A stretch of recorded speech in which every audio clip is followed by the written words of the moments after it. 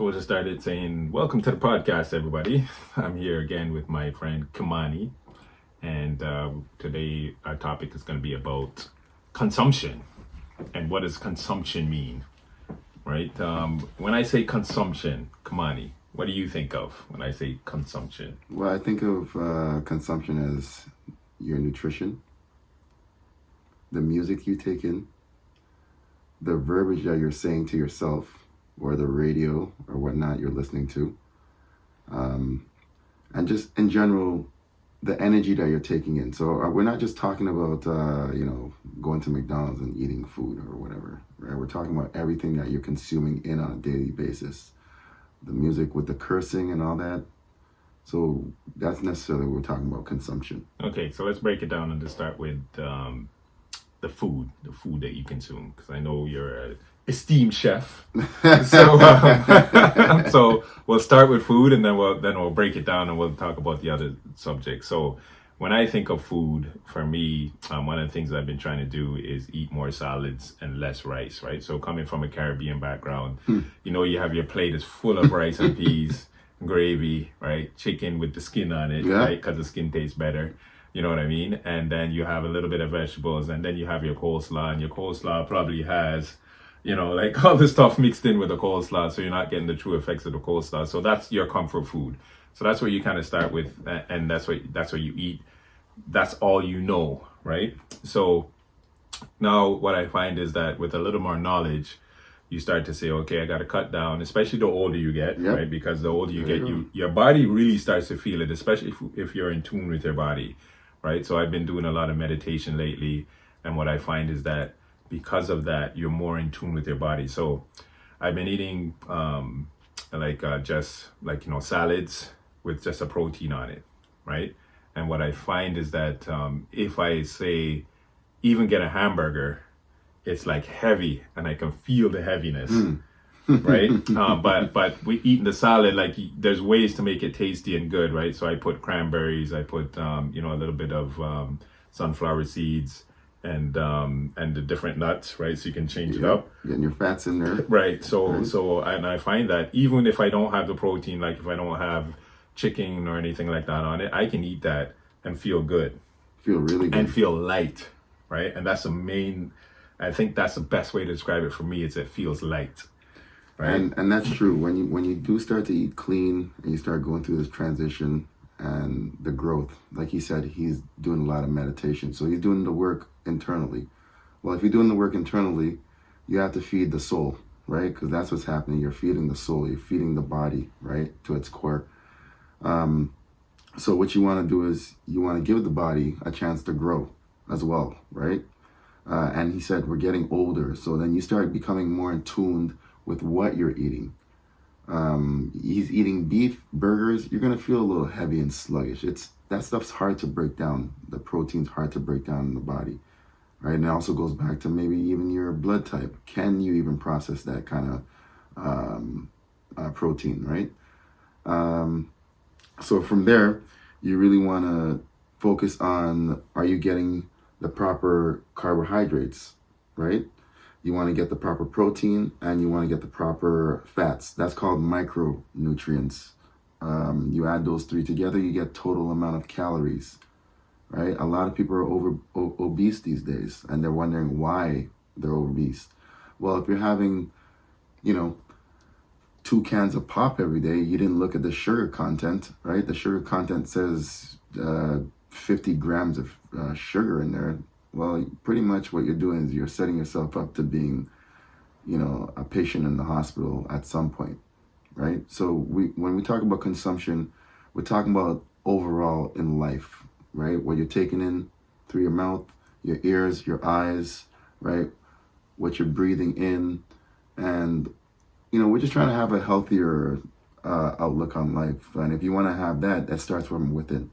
Right. So for me, I think one of my biggest questions, because what I like to do is I like to break it down so individuals can sort of leave here saying, okay, I know I can sort of take what they told me and use it tomorrow, right? So when you talk about general consumption and calories and different things like that, I think that's a little abstract for people, right? Okay. So when you talk about, like, give me what a day looks like, and I remember we were talking about this earlier, and we said you need X amount of ounces of beef or calories, right? So what does that mean with me on my plate? So if I get up in the morning, right, what does that mean for breakfast, lunch, and dinner?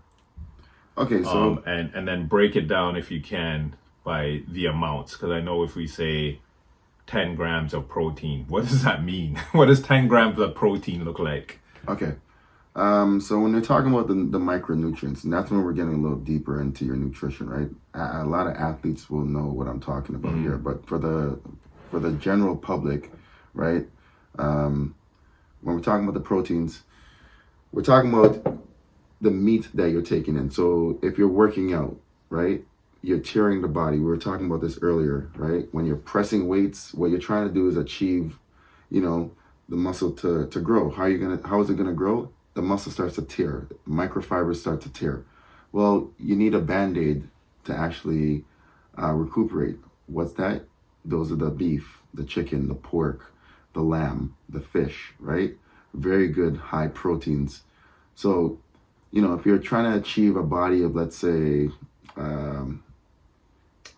I'm just gonna give you a round number, okay? Okay. You want your BMI, your body mass index, to be 200 pounds, okay? Well, every day you gotta consume 200 grams of protein, and I'm not talking in weight, right? I'm talking actual protein to stay at 200 pounds. Right. Right. I think that's the hardest part. That's for the everybody hardest part interpret. to interpret, right? You also want to have your good carbs, right? And if you want to grow, the more carbs you take in, the more water you retain, right? So if you're doing, let's say, 1 gram of carb, right, you're going to take in about 3 grams of water, right? So when you see bodybuilders saying, I got to cut weight, what they're doing necessarily is they're just dropping the water weight inside of them, right? And they're trying to get more of a defined look.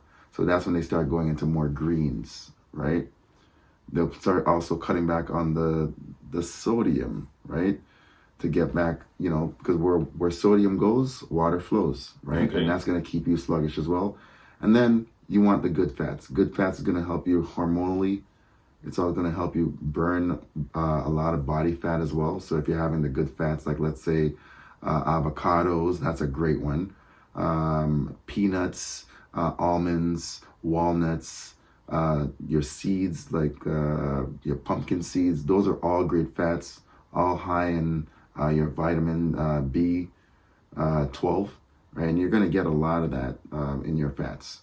Right. So the key too with that is moderation. Right? Moderation. So you can't eat like a whole bag of peanuts, for instance. Well, let's say a whole bag of peanuts is, you know, because you times your fats by 9. So let's say you're eating 100 grams of peanuts, right? In actual intake. Well, you times 9 by 100. That's 900 calories right there. And you're wondering, well, I'm eating the good fats. How come I'm not? Well, you're not using that energy now that's stored in your body, right? And, you know, basically, you're just overeating at that point. You're not trying to figure it out. Now, the best way to try and figure it out, YouTube is a good way to go about it. You can research on YouTube, Wikipedia, or you can just look up, there's a lot of apps that's going to do your micronutrients as well. So those are avenues you can take. That's right. Or you can keep following this channel because Kamani is going to break that down in future programs. So hit the like button, subscribe, and comment, right? So that's one of the things we want to do. We want to provide value and we want to provide tangible sort of things that people can sort of walk away with and then use that in their real life, right? So stay tuned because we will be adding to this. We're just starting out. And one of the things we want to do is we just want to make sure that once you leave here, you can take that nugget and you can use it, or your children can use it, or your parents can use it, right? And then we move forward with that. Yep. So I know the next thing you talked about is the consumption of music, right? So I think that's a big one for me because I truly believe that, remember when they say you are what you eat? You are right? what you eat, guys. So I think too, you are what you listen to, right? So Exactly. if you and one of the things I always think about is if you're well rounded with the music you listen to, then you're more well rounded, right? So so let's dive into that a little bit. Well, So what's your thoughts? this one's with this one. It's bigger than just saying what you take in. Guys, you wake up in the morning and the first thing you're hearing is the F word, right? Let's say if your alarm clock, right? All of our phones now, you can program to wake up with music, right? I like to wake up to Sun is Shining by Bob Marley, right? Okay. Sun is shining, the weather is sweet, right? I want to move my dancing feet. I'm happy when I'm listening to those lyrics. Do you actually dance? No, I dance. Yeah. I wake up, look at myself in the mirror. Right. I'm there just like, doing my thing, right? There was days when I would wake up and I'd be listening to F this, F that. And I'm not going to call out anybody because that's not my job, right? Yeah. But what I want to do is just bring light to what you're taking in. So you wake up and first thing you're hearing the hurts, this angry bass, the bass, the dum, right? And it's not a sweet melody. Well, you're already waking up with this tension in your mind, right? Your whole body's waking up like, I want to go tackle the world. Well, if you want to go tackle the world, we're not playing football right now, right? Yes, you want to tackle the world in a positive way, but if you're thinking you're already pumped up and you're leaving the house and a guy's talking about he wants to shoot and do this, and when he sees his ops and the first person you go and see outside, you're already mad. Right? Your face is already like squinged up. You got the screw face. Right? You got the screw face. Yeah. No, you want to go outside and just, as soon as you step out that front door, you want, the sun is shining. Oh, yeah, look at that. Okay, birds are chirping. Okay, all right. Oh, what's up, neighbor? How you doing? Okay, yeah, right? Your day's already started off on a level of high vibration. So that's what we're talking about, the consumption of music. Or you're hanging around with friends that are just, everything that they say, I call them vampire suckers, right? Or energy suckers, energy vampires. The first thing you say is, hey Andrew, how's it going, man? Oh man, like, right away, your energy is like, oh, do I really want to go through this right now? Right? Do I really want to hear what he's saying? I was just dancing to some Bob Marley. Now I'm listening to this negativity, right? And I'm not trying to discard anyone's feelings because that's how they feel. But do you really want to start your day off like that? So that's when it comes to hearing. And then the things you're taking in on Instagram, YouTube, now the World Wide Web, we can research everything and anything. You can see everything you want to see, right?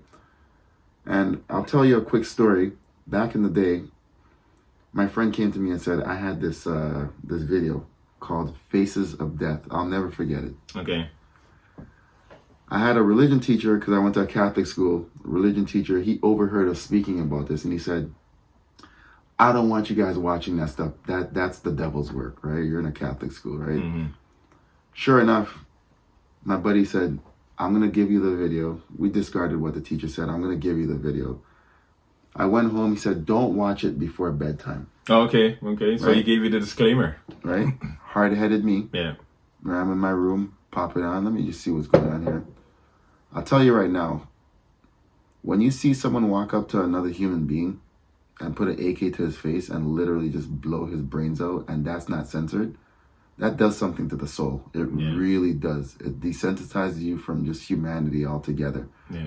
So, we're really trying to if we're really trying to go forward, we really got to educate ourselves on what diet is really and truly. And that's a big part. The hearing, the listening, the seeing. Yeah, so I remember you were talking about that. So we were talking about that earlier with the stuff you intake. So when you start your day, you start with drinking water, right? What does that do for you? Well, right away, drinking water. Water is, of the purest of any diet, right? You want to lose some weight, they tell you to drink a lot more water. So when you drink water, when you wake up and you start drinking water, all of your organs start to right away, right? Number one, you're hydrating yourself, right? Because you may have been sweating when you were sleeping. And number two, your organs start to come alive, right? In lamest terms, right? So your kidneys, your livers, your lungs, all those things need water to survive, H2O, right? Now there's something also called H2O3, which you get the water from the fruits like watermelon. So you see a lot of people saying they're doing a lot of juicing. There's a juicing craze going on right now. Okay. Well, they know something we don't know, right? It's literally the H2O or H3O from the fruits, and that is the best water you can take in, right? Water has sodium in it, right? But these fruits are alive, and they're giving you life. They're literally giving you life, these fruits, right? And they're nourishing your body at a higher vibration. So give me an example of a couple of those fruits. I would say watermelon. I would say pineapples is a good one. Okay. Your oranges, your nectarines, anything that has a lot of, when you bite into it, you'll see a lot of water just dripping down. Okay. You want those. You want those fruits in your day to day. Not only that, it just cleanses your insides, and you just, when you start eating like this, you start vibrating on a higher level. You start soul searching. You start wanting to eat more. You start wanting to go to the gym. You start wanting to go for a walk. You want to be alive, and that's what those fruits are giving you. It's literally giving you life. No, that's excellent. I usually do juice, lemon, and ginger in the morning, and I put a little bit of water in it because it's pretty potent, right? When you juice it, and then I try and do that almost every morning. And that's how I start out. So I start with the water, and then I'll do that sort of concoction after. And I make sure I pour a little bit for my daughter, so that way she can get used to it now. Because what I find is that a lot of times we do stuff for ourselves, and we don't transfer that knowledge to our children. You know what I mean? Very true. So we with our knowledge that we have now, I think with our generation, we have a lot more knowledge than our parents did, because our parents just did the best they could, right? My parents came from Jamaica.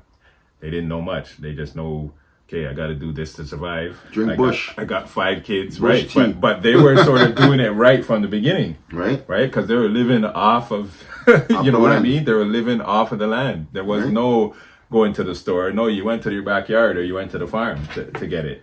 Right, so they kind of knew what they were doing without even knowing what they were doing, right? And then you come to this society, and they're telling you, oh, well, you got to eat pablum, and you got to do all this kind of stuff, and whatever, right? And because your kids' stomach's too soft and can't handle all this stuff. In the meantime, it's like, no, you get some banana. You rub it down. You do it in a cheese cloth,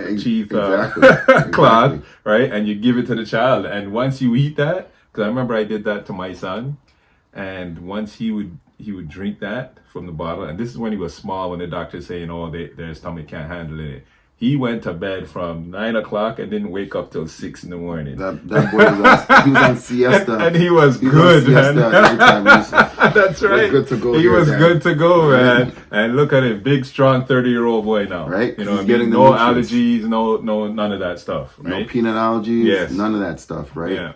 And when you're saying that, you're saying his son is a big kid. Well, look at Andrew, right? He grew up here, but his mom, he's the first generation. Yes. So what he was eating and what I was eating, I'm 6'1". Andrew's about what? 6'6". 6'6". Yeah. Right? So what he's eating, we didn't have this, you got to eat this much every day, you got to eat that much. We just ate what was necessary for us to get to the next meal, right?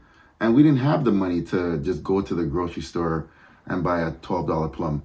Yeah, right. We just didn't, right? That's right. So you have to make do, and they wouldn't. And they wouldn't. So I mean, I think lucky or unlucky, depending on how you look at it, my parents would go to the butchers, or they would go to Kensington. They would give away cow foot for free. They would give away oxtail for free. They would give away chicken foot for free. So my parents they had a chest freezer in the basement. Yep. And they came home with bags, season it up, put it in the freezer. Yep. Just take time, take it out, cook soup, oxtail, all that kind of stuff, and we ate it. Some of the stuff we liked, some we didn't, because I hated tripe, right? But but my dad would buy like a half a cow with his neighbor, and we would eat the whole cow for the year. Yeah, communal. Everything we'd eat. So and that's him coming from Jamaica and doing that in Canada. Yeah, because they realize the more people that are in with you to go buy something. And remember, back then inflation wasn't so high, so we had the $2 bills. Remember those? Yeah. So $2 would go a long way back then, right? And we weren't making this much money, so your parents knew exactly what was going on. Let's go with the neighbor. Let's go halves. Yeah. Right, Yeah. and we can have this for this long, right? Because their concern was putting a roof over our head and giving us the food that we needed to get to the next level, which is school. Yeah. Right. Yeah. Yeah. So, what's the other thing that we talked about? So you talked about food, you talked about listening, Yep. and we touched a little bit about what you see. Well, So I want to dive into that a little bit oh, more. well, what you're looking at Yeah. these days, you're going on, certain websites. And once again, I'm not calling anybody out. I don't want anyone to be like, oh, he's singling me out or anything like that. But there's certain websites you can go out there and you can just view whatever. For instance, there's a lot of people doing podcasts right now. And I saw this one and I think I sent it to you. Yeah, Gentleman's yeah. having an interview with two young ladies. Now, one's being super obnoxious, and he's trying to ask the next lady, hey, do you plan on being a wife one of these days? And she's like, no, not right now, not right now. And then the friend is being obnoxious in the cameraman's face. And the other friend now is antagonizing her to now bend over, right? As a young lady, bend over and start shaking her booty in front of the camera. Well, eventually, come on. Are you trying to be, someone in the future? Because that's going to get back to you, number one. And if everyone can see this, right, now that should be a little sacred, to be honest with you. You can't just go around shaking your booty and stuff. Because now everyone's just going to be like, well, yeah, she's just shaking her ass, right? We got to have a little bit of, we want to be liberal and free, but we got to be conservative at times, right? And that's one of the things that I'm saying. You don't want your young men to go up and start sexualizing or fantasizing over women and just seeing this. This is the norm. You don't want your young lady to grow up and seeing guys just, taking off their clothes and just, whipping it out or whatever, right? We want to have a little bit of class at that, right? So that's one of the things. You're the food that you're taking in, what you're viewing, right? This warps your mind. It really does, right? If you're just watching porn all day, well, where's your mind going to be? It's going to be on porn. It's going to be on sex. Well, that's not leading you to go anywhere else. Where are you going to take that and do in the real world, unless you're a porn star, right? So, yes, we want to have balance. I'm not saying you can't do what you do. But that's one of the things, what you're viewing, the listening, the eating, the consumption of actual food, right? And then the next one we spoke about was the friends you keep. Yes. Yeah. So I think that's an important thing too, because a lot of the stuff that I've listened to, especially when you talk about wealth building and different things like that, one of the things that is pretty consistent with a lot of the stuff I've been hearing is, show me the 5 friends that you have, and I can tell you what your worth will be. Right? Yep. And they'll even go as far as to say that all your bank accounts will match. Yeah. Right? And I remember my parents used to say, show me your friends, I'll tell you who you are. Right? Exactly. So, and it's because of that influence, right? So if you want to be successful in something, you go to the person who's successful in that thing. You don't go to your friends. You know what I mean? Because your friends are just as broke as you are. Yep. And can't give you that sort of knowledge. And really and truly, they're trying to keep you there, to keep you on, to be honest with you. Like, they're trying to keep you in that same circle because... Birds of feather flock together. That's correct. And what a lot of people think is, oh, he's better than me now because he's making a little more money, or he should be loaning me $10,000 because he makes $500K a year, or any of that kind of stuff that comes with it, right? So I think there's a little bit of fear that's attached to it, and absolutely, yeah, but how do we break out of that? Because for me, it shouldn't matter. You should speak your truth, and if you want to find something, especially me as a parent, yep. So I always say that parents are the biggest dream killers. So you have your son come up to you and say, I want to be a clown, right?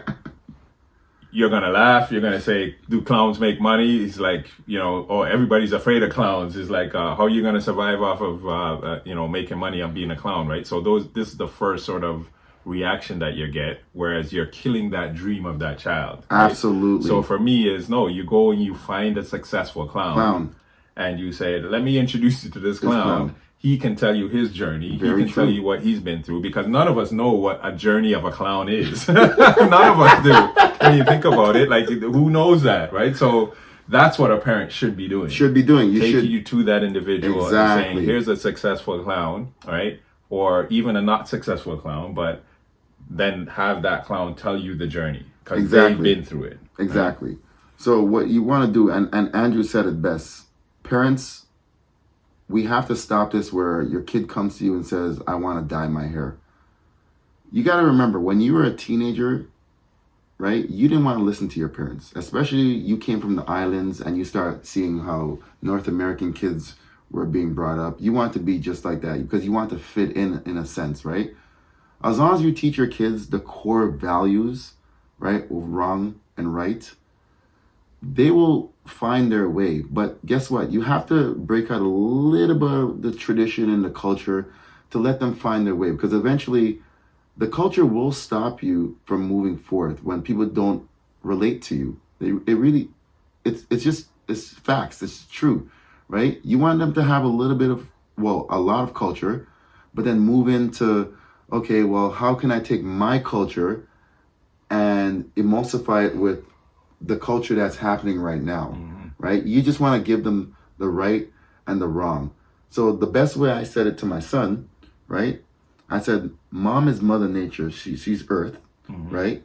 You're a little boat, right? And as you gain knowledge in this world, you're going to be a bigger boat. You're going to start, getting a little bit more confident, right? Like your engine's going to get a little bigger. You're going to start steaming forward, right? So you're on water and you're just navigating through life. That's really what it is. You're navigating through life. That's why, sailors navigate. Yeah. So once you're navigating, you start going to that port, right? Oh, you know what? That's not really my crew that I want to hang with. Those guys, they smoke pot. That's not really my thing. And that comes back from the parents, right? Giving them the guidance there. Okay, those guys play basketball. Oh, I like that. I like to play basketball. I'm going to start hanging out with those guys. But they like to go and fight, right? So he said, okay, Dad, so I'm the boat, right? Mom's Mother Nature, she's Earth, right? Who are you? I said, well, Jules, I don't like to go and tell you yes or no. I want you to kind of figure it out. And if it's a hard no, it's a hard no. If it's a yes, it's a yes. Okay. I'm the lighthouse. Okay. I'm the lighthouse because what I'm doing is I'm guiding him. And if anyone knows what a lighthouse does for a ship, they're literally giving them safe passage and saying, don't go through that canal, or don't go there, go through this alley. And that's what a lighthouse is. They're telling you, if you go over there, you're going to ground, right? That ship's going to literally just ground, take in water, sink. You're done. And to add on to that, when is the lighthouse most effective, right? It's most effective when there's a storm. Yep. When there's fog, so you can't see anything. Absolutely. It's all the trials and tribulations that come along with life. That's when the lighthouse is most effective. The darkness. Not when everything is still, the sun is shining, and you can see everything, right? It's when the most turbulent time, that's when the lighthouse steps in. So I think what happens with us is a lot of times you look at our parents and they're like, oh, he's nagging me again. Oh, he's on me again. Oh, he's too hard on me. Because we're navigating you through the toughest times. That's why. That lighthouse is a perfect, true. I love that analogy. I've never heard it that way before, but I love that analogy. It's beautiful. Right. It's absolutely true. And then now parents, now that we're in turbulent times, the waves are coming over their head, right? Because every ship, there's definitely a wave that can go over the biggest ship in the world. We've seen Titanic hit an iceberg, right? What they couldn't see, that's what the Titanic, that's the biggest demise. And this was the boat of all boats at the time, right? Ships of all ships. Those are the times that we really need to sit them down, right? And have a conversation with them. You don't have to scold them 1,000 times and do the yelling and the screaming. Literally, if you put a kid and sit him down and say, and you ask him, just like a psychiatrist will ask you, a question, and you're the one doing the work, right? The psychiatrist is here to just pull that out of you. They're navigating you to where they want to go mentally. So if you pull your kid and you say, well, why did you do that?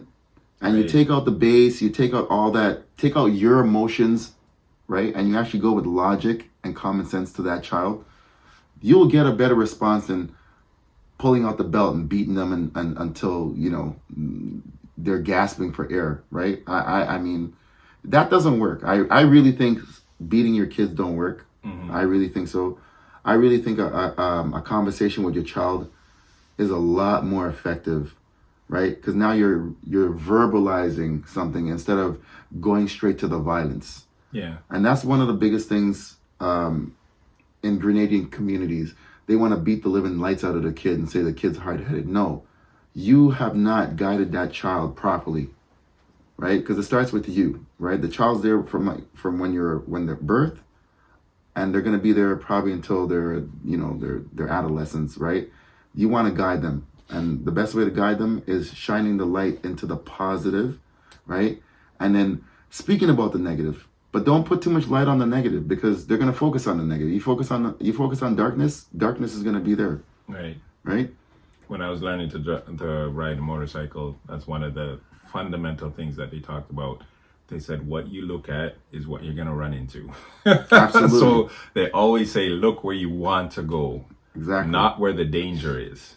Like, look beyond the danger and look where you want to go, because if you keep looking at the danger, you're going to drive right into it. So I believe that 100%. Because you get good at what you practice. And if we practice talking about the negative, if you consume the negative versus in your mouth, in your eyes, in your ears, right, the negative, you will in turn become negative. That's the only sort of outcome that you have, right? So especially as parents, if you really got to sort of work on balancing both sides, and I touch on one thing that I heard you say is why. Why am I telling you to do this? Why do I think you're going down the wrong road? Why, right? And then ask your child, tell me what you're thinking, right? Because a lot of times we don't do that at all, right? Our parents never did that. And even now our parents don't do that, right? So those feelings matter. So ask why. Like, why did you decide to do that? You know what I mean? And I guarantee you most times they'll say, I don't know, right? So I can tell you back to the story that that we talked about a little bit earlier. So as a young man, one of the things that we did was, take our parents' car, because we didn't have a car, right? So we figured how you can put it in neutral, roll it out the driveway, right? So it's nice and quiet, and then start it up when you're on the street, right? So I think back to then, and I think, okay, so you did that. And I remember, coming up in Malvern, we were those kids that went to church, right? And then I played ball too. So trouble. That's what he's pretty much trying to say, right? Absolutely, because everything that you couldn't do, as soon as you had the opportunity to do it, you tried to do it, absolutely. Right? So you hung around like we were always on the outskirts, right, of hanging around with the bad man them, you know what I mean? And then, but they knew, these are church guys, these guys play basketball, leave them alone, let them do their thing, right? Because when you think about it, because there was a code back then. The OG code. And a lot of the gangsters back then, they said, you have an opportunity to get out of the hood, leave that guy alone. You know what I mean? Like that was a big thing back then. But so anyways, you roll the car out, we head down to Chalk Farm, which is in the West End. If anybody knows Toronto, and my buddy is gonna pick up his stash, right, for the week. So we make our way up, and I try and think back as to what was going through my mind at the time, and the only thought that was two things. One is that we have a ride, right, which we essentially stole from my dad's driveway, and then the second thing is, got to get to the party. Gotta get to the party. Right? So even though we know we're going to pick up some weed and whatever and then head to the party, but there was no thought of consequences if something went sideways. And that's the biggest thing that I can remember, because I'm trying to think back as what was going through my head at that time. And those are the only two things. That was it. Right? So we get to the place. My guy picks up his stuff. and we're coming down the stairwell because he never took the elevator because he's always worried that you could get trapped in the elevator and that sort of stuff, right? So as we're coming down, who's coming up? Toronto police, right? So a raid is happening. So of course they take the stairs, and probably some of them took the elevator, but these ones were taking the stairs. So it's four of us. My buddy who had the stuff on him, he's bringing up the rear. And of course they stop us, right? So they're like, oh, what are you guys doing here? Blah, blah, blah. And of course we're young black men. So of course we're being judged right from the, and we're not even thinking of that we're being judged because we're young black men. That's not even in our mind, right? And these are the things that which is why I want to have these conversations, is because we want that to be in that young person's mind, right? Absolutely. So they're coming up, we're coming down, and of course they start checking. So what are you guys doing here? And they start kind of roughing us up a little bit, and they start patting us down, right? So we don't know anything about our rights. We don't know none of that stuff. So we're like, listen, man, we're just trying to go to a party. You know, we're leaving our house, we're going to a party. That's it, right? So of course now, at that point, I think is when he started searching me. At that point is when you start thinking, oh my God, right? And for me, I'm not even thinking about that we're going to get in trouble because we have weed and we may go to jail. I'm thinking, my dad's car is parked on the, on the sidewalk. How am I going to get that home? Right? Without him knowing. And it's, you know what I mean? Like, so it's funny how where your mind goes. It's like, I'm not even worried about me going to jail. I'm worried about my dad's car. Right? Yeah, because he's worried about the size 12. Yeah. So I mean, and so to bring it back, so he starts searching us. Searches me, nothing. Searches the next guy, nothing. So of course my buddy who has the stuff on him, he starts railing out, oh, you know, you can't trust people, and all we're trying to do is go to the party, and we're just trying to have some fun, and you guys are sweating us. And yeah, so he's thinking, right? So what does the guy do? They're like, because remember, they're not there for us. They're there to do a raid. So they're like, okay, let's go. You know what I mean? and that literally is a little bit of street smarts. Yes. Right? On the friends thinking. And that was the divine looking over you at That's that right. point. Absolutely. That was the divine looking over you right now. Absolutely. Right? So we gotta say, and I'll tell you right now, some of the smartest people I know grew up in the hood. Mm-hmm. And for where you guys don't know what the hood is, you guys should really look it up. It's not just the hoodie on the back of my head. It's literally place where there's poverty, you know, there's hunger, there's pain, right? There's violence, right? And those are not the places we want our new generations to be in, right? We want to make smart decisions. And guess what he's thinking? He said it. He's not trying to disappoint his father. His dad's car is downstairs. Because why? The dad was the lighthouse all this time. Giving them that guidance, right? Now, maybe dad didn't do it in the best way. First person to come to Canada, they don't know any better. They know what they know from back home. Going with the Tambrin branch and giving you licks, straight up, getting that licks. Not even beats, it's licks. Licks, right? Because after that, you don't even want to touch water for a week. That's right. Yeah. Right? Yeah. But his dad gave him what he wanted or needed, right? At that point, we're getting what we needed. We didn't get what we wanted. We got what we needed. And what we needed was, at the time, they knew. The odds were stacked against us. Right? So they knew we had to be mentally tough. We had to be resilient. We also had to be innovative, right? For you to know that you have to push the car down the driveway, right? Exactly. And literally go down. Because your parents know that sound. They know that sound, right? Yeah. So those are the things that we're saying when it comes for food for thought and whatnot. Yeah, so I mean, this was a good conversation. And one of the things that we're trying to do is we're trying to do these conversations, and I call it mentorship through conversation, because I think a lot of times when you just speak to somebody, or you're scolding somebody, or you're sort of berating somebody, it's tuned out. It's tuned out. So if you can have just a conversation and even talk about some of the experiences that you've been through, right? Where none of us are perfect. Absolutely. Right? So don't be afraid to tell your child, yeah, I did this. Absolutely. And this is why you shouldn't do it because of the potential consequences, right? And if you want to try to do this, then at least have some guidance, not from your friends. Your friends are probably the worst people that you can go to. Because you know why? Yeah. Friends will bring you go, but they don't bring you back. Yeah. And, just think of you being in a car with your friends. You guys were just drinking. The guy says he's okay, he's fine. And you see it on the news all the time, right? They get on the highway. He's a new driver. He's got 1 year, with his G or whatnot, or his G2. And he decides, we're going to get behind the car. And then you look at you hit a family, and God forbid, I don't want this on anyone, but, the best people to get advice from is literally the successful people. And this is coming back to the company you keep, right? You want to be a billionaire? Well, you're not going to go talk to the guy that's sitting on the porch all day, right? Well, yeah, you could learn something from him. You could learn that he's doing nothing, right? And nothing equals nothing, right? Nonsense equals nonsense, right? Yeah.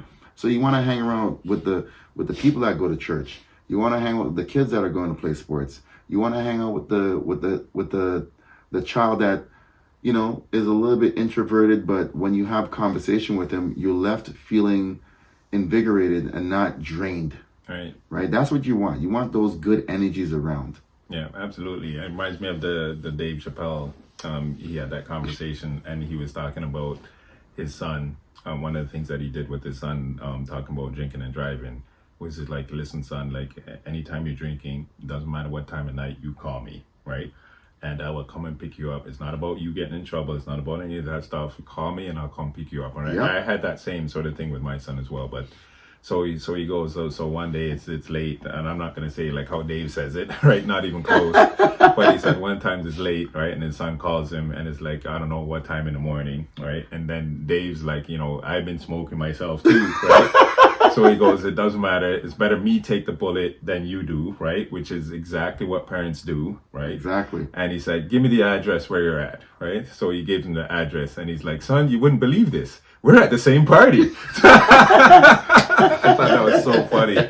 But even within that conversation and in that joke, like, here's a father still going to bat for his son. On all sides. On all sides, because he wants to guide him to greater and better things, right? Yeah. I'm the original blueprint, right? But within my blueprint, there's flaws, right? So now you come around, right? And you say, okay, Dad, well, you did this, this, and this, right? And I did this and this. And the thing is to be honest with your kids. Yes. You have to be honest with your kids. Now, I'm not saying you go bring them to, a crack house. And that's not what I'm saying. What I'm saying is, you're guiding them with that light, right? Yeah. You're showing them, you're nurturing them. And what you want to do is you really want to have a beautiful soul at the end of at the end of life. Or, you can be on your deathbed and literally say, you know what? I tried my hardest. I gave them the truth. There's a street that I take my son to every time he starts to, tune out and start going left, or he starts going right. I take him down to George Street. Jarvis, that's the first thing I was going to say. Jarvis. I take him down there on George Street, right? Dundas and George. Right? Yep. And you want to show him what life is. Parliament and Queen, right? These are the places where you see it the most. And guys, it just literally takes that split second. That's correct. It literally takes a split second, right? And a bad decision, right? And there's levels to this, right? Just like there's levels to being in the streets, there's levels to the mistake you make. Some you can come back from, and some you can come back from 12 years, 13 years, right? Yeah. No, it's so true, because we had one of my buddies, his daughter was going to Ryerson. So one of the things that we did, because she wasn't that too experienced and stuff like that. She was living on campus. She's living on one of the condos there just on Jarvis, but before you get to George. Okay. Right? So we were walking her through, and what we did is we took her downtown. We said, okay, here's the spots you need to go to. So even if you're taking a streetcar, if you pay attention, because you have to get off at Jarvis, because the next stop, is Sherburne, then Parliament, and you don't want to get off at those stops, right? So we were actually walking through the neighborhood. So we were walking up Jarvis, and we made the right turn on Dundas to walk over to George so she could see what it looks like. So there's a bunch of cops on bicycles driving by. So Yep. they were actually stopped at the light. So they're looking at us because there's probably 6 of us, right, with the girls and walking them around because she had a couple friends that were going with her. And the first thing they asked is, "You guys know where you're going, right?" and so what I told him, yeah, we're going to the street where the Night of the Living Dead is, right? And so he's absolutely right. he goes, okay, you guys are good, Yeah. right? Because we said we want to show them, Yeah, we want to show them that the reality. this is what you're going to encounter when you go there, right? And and like you said, it's one bad decision or maybe a couple of bad decisions that led these people there, and you could be perfect for all your life, and you make the one bad decision, Absolutely. and it ruins everything that you started, right? So it's a journey that we all have to go through, and for us as parents, what we want to do is we want to give the tools, as many tools as they can, to be successful. The more tools you have in the shed, the more tools you have in the toolbox, Yeah. the more versatile you are in life, right? Yeah, absolutely. And that's also knowing the good and the bad. So there's this one lyric that I heard one time from a rapper, Young Jeezy. He said, "I accept the good with the bad," right? You have to know what the dark is to understand what light is. And that's just where we're trying to keep the kids now. We're trying to keep you in the light. We're trying to keep you on a narrow road. We're not saying you're not going to veer off a little bit. Sometimes when you're driving, you'll veer off. But once you start hearing that bump in the road, you know you're veering off. And that's when you steer right back onto track. Keep at a steady pace, right? You can go 1 kilometer, you can go 10 kilometers. Eventually you'll get to where you got to go to, but you just got to stay focused, right? And, back to the diet, friends, even family, right? You got to stay forward and keep moving towards where you want to go to. And you'll eventually, the tortoise and the rabbit, yeah. right? They'll still made it to the finish line. One got there faster, right? But the other one took its time and still got there. So however you get there, but the goal is to finish off, and honor your family, honor yourself. That's number one. Don't do it for anybody else. You got to honor yourself, right? Yeah. By, living good and focusing on what you need to get to. And absolutely. And that's a good way to sort of sign off. So once again, we had a great discussion today. Mentorship through conversation, and I love that sort of statement, because I think there's a lot of stuff you can sort of pick and choose from what we talked about today. And the main thing is stay tuned for our next mentorship through conversations session that we will have. And it's a pleasure. It's always a pleasure, sitting Mr. beside Dixon. you. Always It's a pleasure. sitting beside you, because AKA the legacy. So I love it. I love it. Absolutely. So this is what we want to do. I think this is the thing that we are kind of meant to do as part of us giving back to society, to the world, and as you get older, I think you start thinking about your legacy a little bit more, and then what are you doing to sort of leave that next generation, right? Absolutely. And the more we can do that, the better it is. Right? You got to share your knowledge. You got to share your whatever you've gone through in life, your trials and tribulations. And once you share that with people, I think people will be more receptive to it, and they'll understand that you're just as a regular person as them, right? They might be viewing you in a highlight, whatnot, but if you can come down to their level, people will always take in what you have to say, and it's always your delivery. So I really appreciate having these conversations with the legacy himself, Mr. Dixon here, right? So thank you very much for having me again. Absolutely. So that's it. We're going to sign off. Remember to subscribe, like, comment, and stay tuned for the next episode. Boom. Boom. That was good. That was good. That was good. That was good. really That was good. good. That was really good. That's gonna